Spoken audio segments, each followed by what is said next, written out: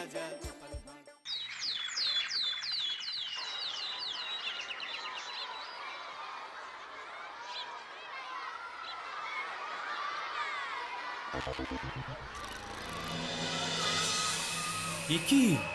কি বিশৃঙ্খল অবস্থা! গোড়াতে এত গলদ থাকলে পরে কি হবে? হ্যাঁ, না, ব্যাপারটা তো জানাতে হবে।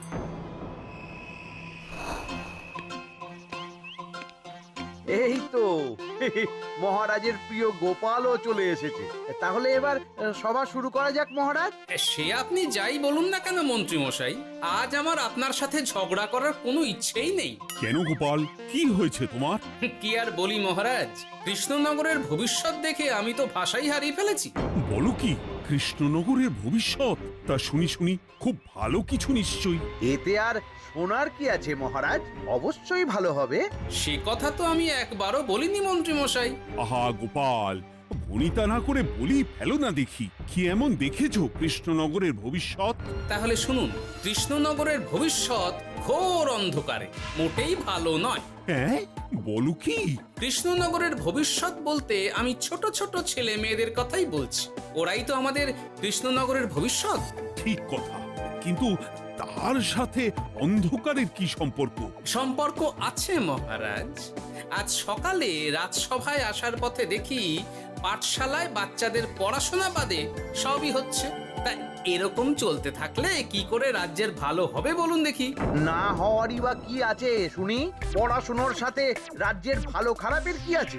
সত্যি, মন্ত্রী হয়েও যে আপনি এসব কথা বলেন ভাবলেও অবাক লাগে।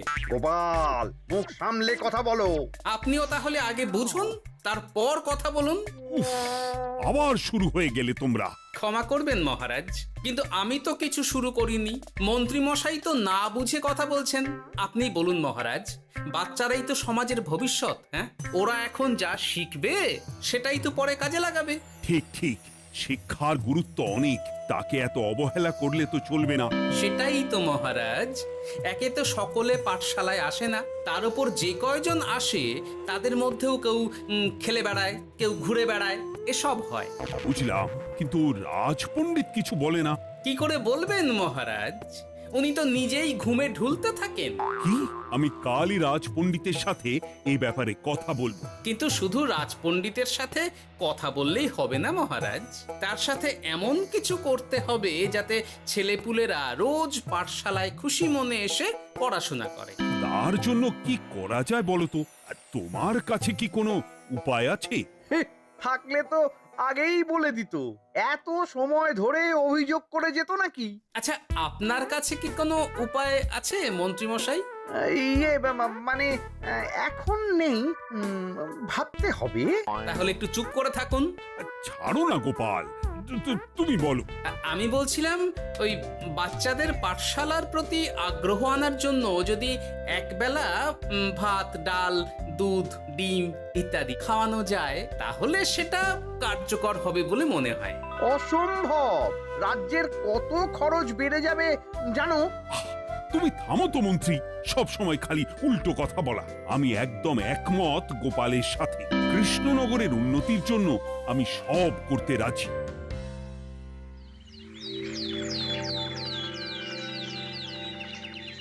তোমার কিছু বলার আছে পণ্ডিত পাঠশালার এই অব্যবস্থার ব্যাপারে? আজ্ঞে মহারাজ, অনেক ভোরে উঠি তো, তাই একটু চোখ লেগে যায় আর কি। উফ, চোখ লাগারও আর সময় পেল না তোমার? পড়ানোর সময়ই চোখটা লাগতে হলো। যাই হোক, যা হওয়ার হয়ে গেছে, আর যেন এমন না হয় সেটা কিন্তু মাথায় রেখো। আজ্ঞে মহারাজ, কথা দিচ্ছি আর কোনোদিন পড়ানোর সময় ঘুমোবো না। বেশ, আর মন্ত্রী, তোমার ওপর একটা দায়িত্ব আছে।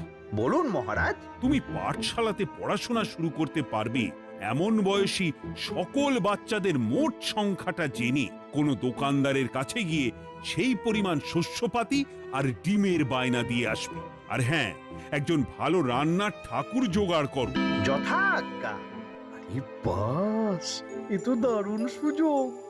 এই ফাঁকে আমারও কিছু লক্ষ্মী লাভ হতে পারে। গোপাল, তোমারও একটা দায়িত্ব আছে। হ্যাঁ, বলুন মহারাজ। মন্ত্রী যে দোকানদারের কাছে সব জিনিসপত্র বায়না দেবে সেখান থেকে জিনিসপত্রগুলো নিয়ে তুমি রোজ পাঠশালায় পৌঁছে দেবে, কারণ এসব ব্যাপারে মন্ত্রীর ওপর আমার ভরসা নেই। ঠিক আছে মহারাজ। ও মহারাজের বেশি বেশি বলে কিনা আমার ওপর ভরসা নেই। সব জোগাড় করব আমি, আর শেষ বাজিটা মারবে গোপাল। আরে না, ভালোই হলো। আমি যদি কিছু করিও তবু দোষ পড়বে গোপালেরই উপর। কি ব্যাপার, মন্ত্রী মশাই কিছু বললো না এটা শুনে? কি ভাবছে এত? ঠিকই বলেছেন মহারাজ, এসব কাজ গোপালই ভালো করতে পারবে। বাবা, ওভাবে কেন বলছো গোপাল? আমিও তো চাই কৃষ্ণনগরের ভালো হোক। বেশ, ভালো হলেই ভালো। শোনো ঠাকুর, তাহলে ওই কথাই রইলো। দেখো যেন কোনো ভুলচুক না হয়। ঠিকঠাক কাজ করলে ভালো বকশিস পাবে, কেমন? হ্যাঁ হুকুম, কোনো ভুল হবে না। পাথর ভেঙে এক বস্তা কাঁকর আমি তৈরি করেই এনেছি, আর অর্ধেক দুধে অর্ধেক জল মেশানো আর ডিম সরানো, এই তো সব হয়ে যাবে। হ্যাঁ, তবে দেখো গোপাল যেন এর টের না পায়। না না হুকুম, দু গোপাল কেন, কাকপক্ষীও টের পাবে না।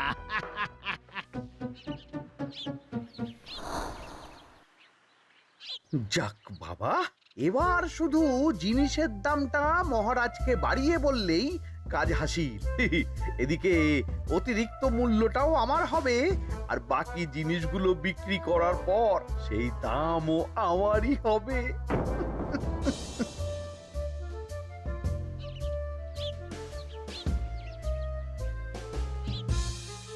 কই রে, কোথায় যাচ্ছিস সব তোরা? কাল থেকে অবশ্যই সব পাঠশালায় যাস, কিন্তু বন্ধুদেরও বলিস যেতে। ভাত, ডিম, দুধ, আরো কত কি ভালো ভালো সব খাবার দেওয়া হবে রে। তাই ডিমও দেবে? হ্যাঁ রে, মহারাজ এই নতুন নিয়ম করেছেন। আমি নিজে গিয়ে জিনিসপত্র দিয়ে আসবো। কি মজা, আমি তো তাহলে রোজ যাব পাঠশালা। আমিও যাব। বেশ দারুণ ব্যাপার হলো তো, এবার তো রোজ পাঠশালা যেতেই হবে। আচ্ছা বেশ, এবার চলি তাহলে।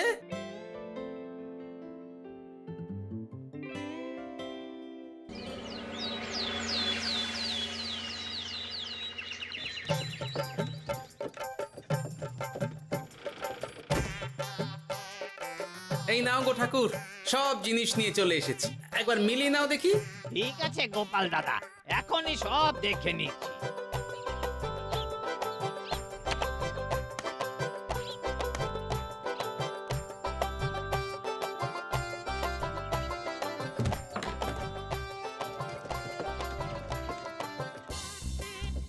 যাক বাবা, গোপাল দাদা গেছে। এবার মন্ত্রী মশাইয়ের কথা মতো সব করলেই কেল্লা ফতে।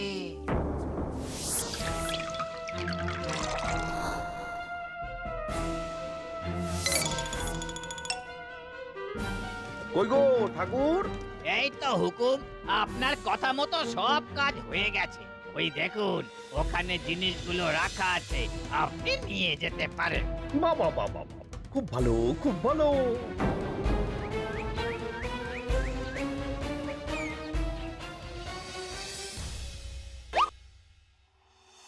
ও কি, অর্ধেক ডিম দিলে যে, বাকিটা কোথায়? কিসের বাকি? ডিমটা অমনি দেখতে। বললেই হলো, ডিম কখনো অর্ধেক হয়? বাকিটা কোথায় বলো, নইলে কিন্তু। আরে বাবা, তুমি ডিম খেতে খুব ভালোবাসো বুঝি? হ্যাঁ তো। তাহলে এটা জানো না যে অর্ধেক ডিমের দ্বিগুণ শক্তি হয়? সত্যি? হ্যাঁ, তা নয় তো কি মিথ্যে? ওই জন্যই তো আমি তোমাদের সকলকে অর্ধেক ডিম দিই।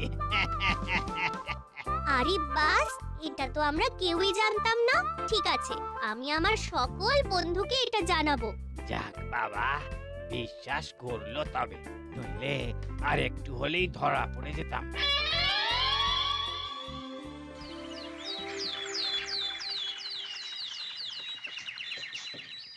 আরে, রান্নার ঠাকুর কারোর সাথে কথা বলছে মনে হচ্ছে। পেছন থেকে দেখে তো মন্ত্রী মশাই বলে মনে হচ্ছে। একটু কাছে গিয়ে দেখি তো কি ব্যাপার।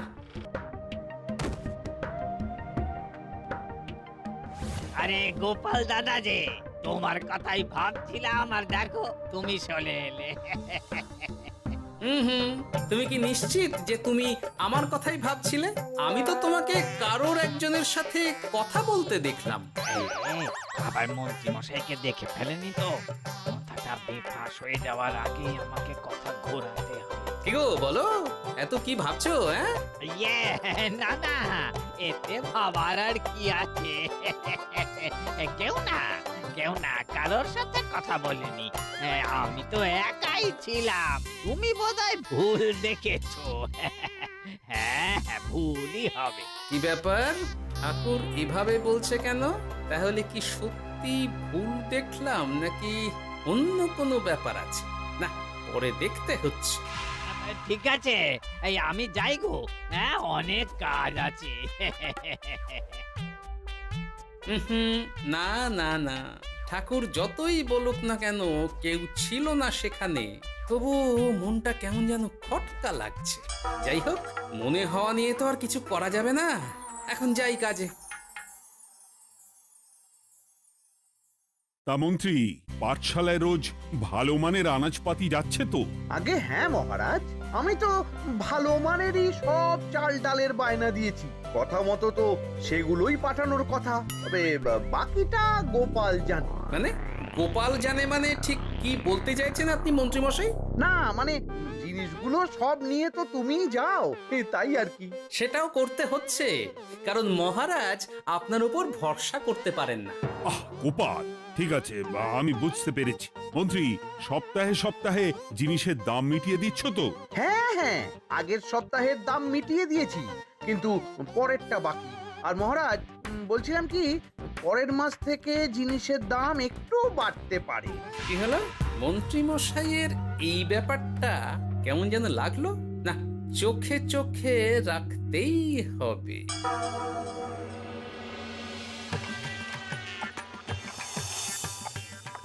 কিরে বুটি, তুই আধেক ডিম খেয়ে বাকি অতটা রেখে দিলি কেন? রান্নাটা ভালো হয়নি বুঝি? না গো দিদা, খুব ভালো হয়েছে। আমি তো আসলে এখন এমনই খাচ্ছি।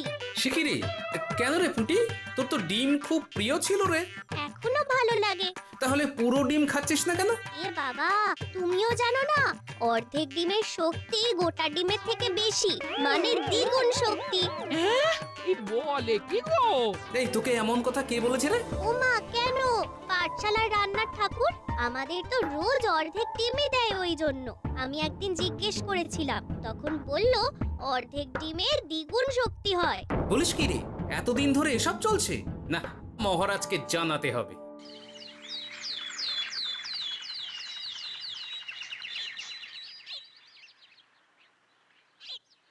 আরে গোপাল এত সকাল সকাল রাজবাড়ির দিকে যাচ্ছে কেন? গিয়ে আড়াল থেকে দেখি তো।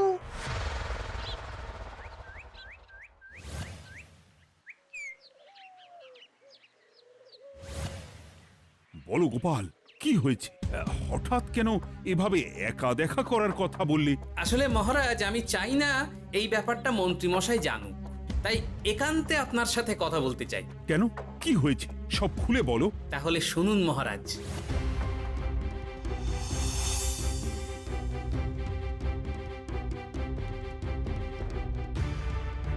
কি সাংঘাতিক ব্যাপার! আমি এখনই ওই রান্নার ঠাকুরকে কারাগারে বন্দি করার আদেশ দিচ্ছি। না না মহারাজ, সেটা ভুলেও করতে যাবেন না।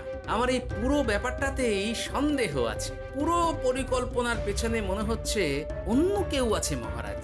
তুমি ঠিক কার কথা বলতে চাইছো? প্রমাণ ছাড়া তো আমি কারোর নাম বলতে পারবো না মহারাজ। এই রে, গোপাল বোধহয় সবটা বুঝতে পেরেছে। এবার কি করে নিজেকে বাঁচাই? কি করি? পেয়েছি। শোনো ঠাকুর, এখন কিন্তু মহারাজ সবটা জেনে গেছে। তাই দেখো, যাই হয়ে যাক না কেন, আমার নামটা যেন না আসে, নইলে কিন্তু তোমাকেই রাজ্য ছাড়া হতে হবে। না না হুকুম, দয়া করে এ কাজ করবেন না। আমি মরে গেলেও আপনার নাম নেব না। মাথায় থাকে যেন। বলো বলো, তুমি কেন এমন করেছো? আগে আগে আমি নিজে থেকে এসব করিনি মহারাজ, আমাকে এসব করার জন্য বাধ্য করা হয়েছে। কে তোমাকে সব করতে বলেছে? আগে গোপাল দাদা। কি? মিথ্যে কথা। বেশ হয়েছে, এবার ঠেলা বুঝুক গোপাল। দেখলেন মহারাজ, খুব ভরসা করতেন না আপনি গোপালের ওপর? ভাবা যায় তলে তলে এই। মহারাজ, আমি সত্যিই সবকিছু করিনি। আমি যদি এটাতে যুক্ত হতাম তাহলে কি আপনাকে নিজে থেকে এসব জানাতাম? দেখো গোপাল, এখন এসব কথা বলে কোনো লাভ নেই। সবাই জানে তোমার মাথায় কত বুদ্ধি। তুমি ইচ্ছা করে আগে গন্ডগোল করে তারপর সেটা ঢাকতে নিজে থেকে সব বলছো। গোপাল, তুমি সত্যি করেছো কি করনি সেটা কিন্তু তোমাকেই প্রমাণ করতে হবে। এটা যেমন সত্যি যে এসব যে ঘটছে সেটা তুমি আমায় জানিয়েছো প্রথম, তেমনি এটাও সত্যি যে প্রতিদিনের শস্যের বস্তা তুমি নিয়ে যাও পাঠশালায়, তাই তোমাকেও যে সন্দেহের তালিকা থেকে বাদ দেওয়া যাবে না। বেশ, তাহলে আমি প্রমাণ জোগাড় করেই তবে এই রাজসভায় পা দেব।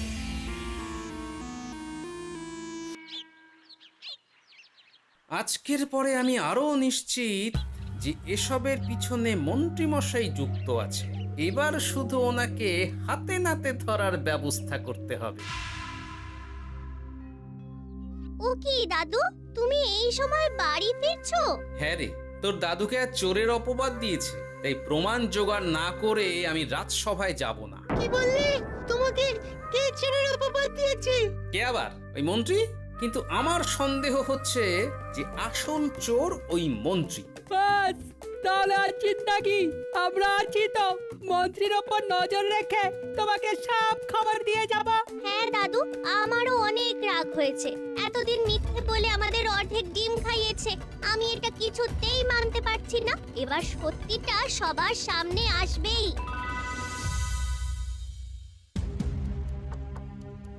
নাও নাও, আজকে চাল ডাল সব এই বস্তাতে আছে। এই নিন আজকের মূল্য। দেখো, অর্থটা কিন্তু বড় কথা নয়। তোমার যে রোজ বিক্রি বাট্টা বেড়ে গেছে, আর তার জন্যই তোমার তো আমাকে মিষ্টি খাওয়ানো উচিত। একদম, আমি কালই আপনাকে মিষ্টি খাওয়াবো, একদম পাকা কথা। তাহলে আজ চলি, কাল দেখা হবে। দেখলি মন্ত্রী মশাই কি বদমাইশ। চল এখনই গিয়ে গোপাল দাদুকে সব বলি।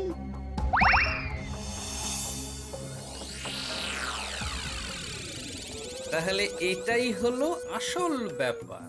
খাওয়াচ্ছি ওকে মিষ্টি। হ্যাঁ গোপাল দাদু, একেবারে আচ্ছা করে দাওয়াই দিও। আচ্ছা শোন, আমার মাথায় একটা বুদ্ধি এসেছে বুঝলি। কাল তোরা ওই পাশের গ্রামের দোকানদারকে কিছু একটা করে আটকে রাখ, আর আমি সেই সুযোগে মন্ত্রীর সাথে দেখা করব। আচ্ছা, তুমি কোনো চিন্তা করো না।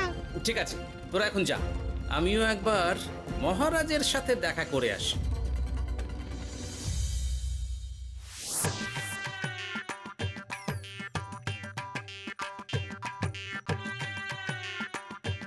আসতে পারি মহারাজ? আরে গোপাল জি, এসো এসো। মহারাজ, কথা মতো আমি প্রমাণ জোগাড় করে ফেলেছি, কিন্তু সেটা দেখার জন্য আপনাকে কাল আমার সাথে একটা জায়গায় যেতে হবে। বেশ, আমি যাব।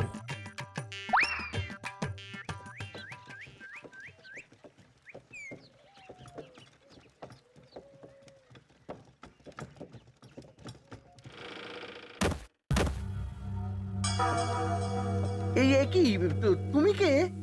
আগে আমি মালিকের খুব বিশ্বস্ত কর্মচারী। আজ সকালে মালিক একটা অন্য কাজে ব্যস্ত হয়ে পড়েছে, তাই আমাকে পাঠালো। কিন্তু কথা মতো আপনার জন্য মিষ্টি পাঠিয়েছে। এই তাই নাকি? দাও দাও দাও দাও, শুনেছি তোমাদের গ্রামের মিষ্টিও নাকি খুব ভালো। হ্যাঁ, ওই আর কি। নিন।